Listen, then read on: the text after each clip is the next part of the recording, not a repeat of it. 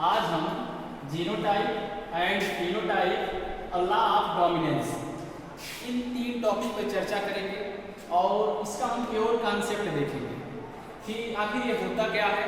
इसके बारे में यदि थोड़ा सा भी अगर आप लोग दिमाग को कंसंट्रेट करके रखेंगे तो आपको आसानी से एकदम समझ में आ जाएगा। कोई ये बहुत बड़ी एकदम हवा बनाने की एकदम चीज़ नहीं है, बहुत साधारण तरीके से समझ जाएंगे। तो आज पहले हम लॉ ऑफ डोमिनेंस पे चर्चा करेंगे, उसी के दौरान ही जीनोटाइप और फिनोटाइप दोनों चीज़ें आपके अंदर आएंगी, इसी में इंक्लूड हो जाएंगी और उसी पर हम आपको बताते चलेंगे। तो लॉ ऑफ डोमिनेंस के बारे में थोड़ा सा अगर हम देखें, एक बार थोड़ा सा इस पर चर्चा इस तरह से करें कि लॉ ऑफ डोमिनेंस जो है यह एक प्रक्रिया है, यह एक प्रोसेस है। इस प्रोसेस में क्या होता है कि जो पेरेंट के कैरेक्टर हैं प्रोजनियों में ट्रांसफर होते हैं जीन के माध्यम से। तो उसमें कुछ कैरेक्टर ऐसे होते हैं जो दिखते हैं और कुछ कैरेक्टर पेरेंट के ऐसे होते हैं जो नहीं दिखते हैं। जो दिखता है उसे प्रभावी कैरेक्टर और जो नहीं दिखता है उसे अप्रभावी कैरेक्टर कहते हैं। इसी अनुसार यदि हम थोड़ा सा अगर उसमें एलील की बात करें कि जो एलील अपना प्रभाव दिखाता है उसे हम डोमिनेंट एलील कहेंगे और जो एलील अपना प्रभाव नहीं दिखाता है उसको हम रिसेसिव एलील कहेंगे। लेकिन समझने की बात है, ये तो भी हवाई बातें हो गई। और रही बात इन चीज़ों के बारे में और समझ में आएगा जब हेटेरोजाइगस कंडीशन की बात होगी। जैसे समझिए कि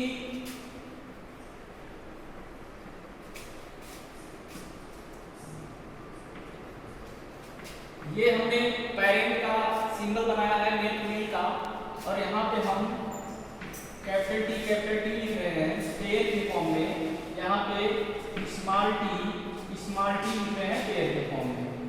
जब हम देखते हैं इनके बीच में क्रासमैटिक क्रिया होती है, क्रॉस कराया जाता है, तो जैसे इसमें से एक गैमेट बनेगा कैपिटल टी, इसका एक गैमेट बनेगा स्मॉल टी। फिर ये दोनों F1 जनरेशन में साथ आएंगे कैपिटल टी और स्मॉल टी। तो यहाँ पे क्या दिखता है कि देखो ये चीज यहाँ पे बहुत ज्यादा जरूरी बात है। होमोजाइगस क्या होता है, हेटेरोजाइगस का होता है। जैसे अगर कैपिटल टी है ये होमोजाइगस है, स्मॉल टी है ये भी होमोजाइगस है। लेकिन यहाँ पे देखेंगे एक कैपिटल टी है एक स्मॉल टी है, इसको हम बोलेंगे हेटेरोजाइगस बोलेंगे। क्या बोलेंगे, हेटेरोजाइगस बोलेंगे। तो होमोजाइगस में क्या होगा, यानी जैसे चाहे स्मॉल टी इक्वल हो, देखने में लगे समान, कैपिटल टी देखने में लग रहा दोनों समान है, इसलिए एक कौन सी कंडीशन होमोजाइगस है।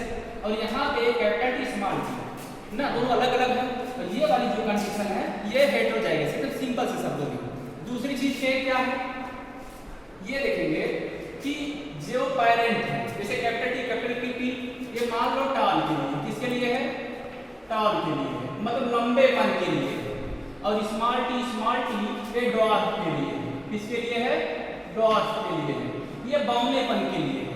यानी जैसे जो कैरेक्टर होता है, कैरेक्टर में एक टॉल होता है एक ड्वार्फ होता है, उसी अनुसार मतलब एक लंबा होता है एक बौना होता है। ड्वार्फ बौना कैरेक्टर यहाँ पे कैपिटल स्मॉल टी लिया जा रहा है, और टॉल ये जो है ये कैपिटल टी लिया जा रहा है, ये टॉल वाला कैरेक्टर है, ठीक है। तो इनका यदि हम क्रॉस कराते हैं तो ये देखने को मिलता है कैपिटल टी स्मॉल टी देखने को मिल रहा है F1 में। क्यों, क्योंकि एक यहाँ से जब गैमेट बनता है तो एक टी कैपिटल टी यहाँ से आएगा और एक स्मॉल टी यहाँ से आएगा। उसके बाद ये दोनों F1 जनरेशन में देखा गया कैपिटल टी स्मॉल टी दोनों साथ आ रहे हैं, ये वाली कंडीशन जो है हेटेरोजाइगस है। कौन सी कंडीशन है, हेटेरोजाइगस है, हेटेरोजाइगस है, हेटेरोजाइगस है। और ये वाली कंडीशन और ये वाली कंडीशन दोनों कंडीशन होमोजाइगस है, होमोजाइगस है। ये चीजें आपको समझ में आ गई होगी। तो यहाँ पे ये देखने को मिल रहा है कि जो F1 में जो प्रोजनियां आ रही हैं यहाँ पे कैपिटल टी स्मॉल टी पे डोमिनेंट है, ये अपना प्रभाव दिखाता है। इसमें जितने भी प्लांट होंगे सभी टाल होंगे, और यहाँ पे स्मॉल टी अप्रभावी है। मतलब हेटेरोजाइगस कंडीशन में देखा गया जो एलील अपना प्रभाव दिखाता है उसको हम डोमिनेंट एलील कहते हैं, और जो एलील अपना प्रभाव नहीं दिखाता है उसको हम रिसेसिव एलील कहते हैं। लेकिन शर्त यह होनी चाहिए कि हेटेरोजाइगस कंडीशन में एक क्रिया होनी चाहिए, अर्थात सीधा बोला जाए तो हेटेरोजाइगस कंडीशन, हेटेरोजाइगस मतलब विषम युग्मज। तो हेटेरोजाइगस कंडीशन में जब देखा गया जो एलील अपना प्रभाव दिखाता है उसको डोमिनेंट एलील, और जो एलील अपना प्रभाव नहीं दिखाता है उसको हम रिसेसिव एलील कहते हैं। तो अब जो है लॉ ऑफ डोमिनेंस हमको ये बताना चाह रहा है, जो पेरेंट है, जो माता पिता है, इनके जो कैरेक्टर प्रोजनी में ट्रांसफर होते हैं, बाई जीन के माध्यम से ट्रांसफर हो रहे हैं। तो ये पूरी प्रक्रिया जो माता पिता के जो लक्षण है जीन के माध्यम से अपने संतानों में ट्रांसफर होते हैं या जाते हैं, तो देखा गया माता पिता के जो लक्षण अपने संतान में दिखते हैं उन्हें प्रभावी लक्षण कहेंगे, और जो लक्षण माता पिता के अपने संतान में देखा गया नहीं दिखते हैं उन्हें अप्रभावी लक्षण कहते हैं। तो इस पूरी प्रक्रिया को लॉ ऑफ डोमिनेंस कहा जाता है। क्या कहा जाता है? Law of dominance. तो सीधे आप समझिए कि लॉ ऑफ डोमिनेंस क्या है? एक ऐसी प्रक्रिया है जिसमें माता पिता के जो लक्षण होते हैं संतानों में जीन के माध्यम से जाते हैं, और जो लक्षण दिखाई देता है उसको हम क्या कहते हैं कि प्रभावी लक्षण, और जो लक्षण दिखाई नहीं देता है उसको हम अप्रभावी लक्षण कहते हैं। तो सीधी बात यही समझ लीजिए, कोई भी कैरेक्टर हो, कोई भी कैरेक्टर, कोई भी लक्षण हो माता पिता के जो संतान में जा रहे हैं, तो वो हमेशा जितने भी पृथ्वी पे जितने भी संतानें हैं, जितने भी थिंग्स हैं, उनमें जो लिविंग थिंग्स हैं, जो उसमें कैरेक्टर दिख रहे हैं, उसका सबसे बड़ा मेन कारण ही जीन ही है। क्या कारण है? जीन ही है। तो जीन ही रिस्पॉन्सिबल होता है हर एक कैरेक्टर को प्रोड्यूस करने के लिए। तो अब मिला जुला के अब आप चीजें समझ में आ रही होंगी कि जो कहते हैं ना लॉ ऑफ डोमिनेंस, यानी जिसको कहते हैं प्रभाविता का नियम। तो प्रभाविता का नियम हमको ये बताता है कि माता पिता के जो लक्षण होते हैं संतानों में जाते हैं, जो उनके जो लक्षण प्रभावी होते हैं अर्थात जो डोमिनेंट एलील के द्वारा गौर में किए जाते हैं, या हाँ देखिए हम लोग ये समझ चुके हैं कि हेटेरोजाइगस कंडीशन क्या थी, होमोजाइगस क्या थी। आपने यहीं पे दो चीजें और पढ़ ली, हेटेरोजाइगस समझा, होमोजाइगस समझा, और लॉ ऑफ डोमिनेंस भी समझा। तो लॉ ऑफ डोमिनेंस में एक बार फिर से रिपीट करते हैं। लॉ ऑफ डोमिनेंस क्या है? एक प्रक्रिया, एक प्रोसेस है जिसमें माता पिता के जो लक्षण होते हैं संतानों में ट्रांसफर होते हैं, जो लक्षण प्रभावी होते हैं वो दिखते हैं, जो अप्रभावी होते हैं वो नहीं दिखते हैं। तो इस पूरी प्रक्रिया को लॉ ऑफ डोमिनेंस कहते हैं।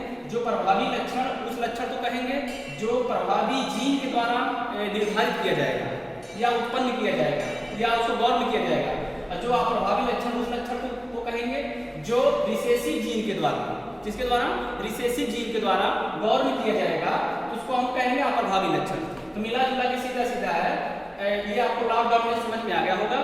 और रही बात ये फिनोटाइप क्या है? फिनोटाइप समझिए, जो कैरेक्टर बाहर से दिख रहा है वही क्या, वही फिनोटाइप है। जैसे अभी मान लो चाहे हम ही के लिए चाहे खुद अपने आसपास की वस्तुएं आप देख लीजिए, तो यानी जो कुछ कलर का होगा, कुछ उसकी हाइट होगी, तो उसका जो हाइट देखने को मिल रही, टॉल है या डॉर्फ है, तो वो क्या है? उसका वो फिनोटाइप है। उसका कलर आप देख लीजिए, गोरा है कि काला है, बिल्कुल हमारी तरह काला है, तो ये क्या है?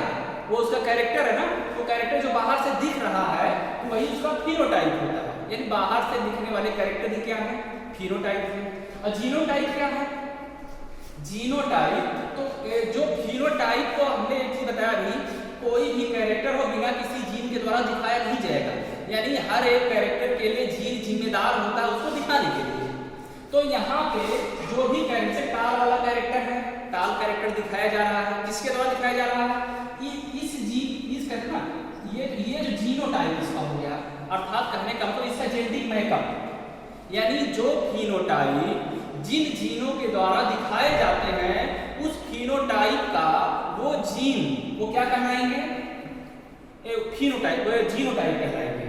सीधा समझिए कि जैसे कि मान लो कि लंबाई का लक्षण, लंबाई का एक लक्षण है, कैरेक्टर है, तो इस कैरेक्टर में आप देख रहे हो तो इसके लिए जो जीन, इसमें एक टॉल वाला जीन है, एक डॉर्फ वाला जीन आया हुआ है, अर्थात एक जो कैपिटल टी है ये जो है डोमिनेंट एलील है, स्मॉल टी रिसेसिव एलील है। तो ये दोनों एलील एक साथ हैं। तो यहाँ पे इस टॉल वाले कैरेक्टर के लिए, इस टॉल वाले कैरेक्टर का ये वाला जो जेनेटिक मेकअप है यही इसका क्या है? जीनोटाइप है। यहाँ भी टॉल कैरेक्टर आपको दिखाई दे रहा है, यहाँ कैपिटल टी, ये वाला जो जेनेटिक मेकअप है इस टॉल के लिए जीनोटाइप है। यहाँ पे डॉर्फ वाला कैरेक्टर दिखाई दे रहा है, यहाँ पे स्मॉल टी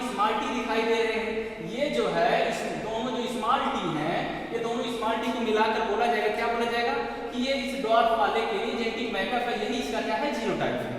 तो मुझे लगा कि शायद आपको ये चीजें अच्छे से समझ में आ गई होंगी। तो आज के लिए इतना ही। जय हिंद, जय भारत दोस्तों।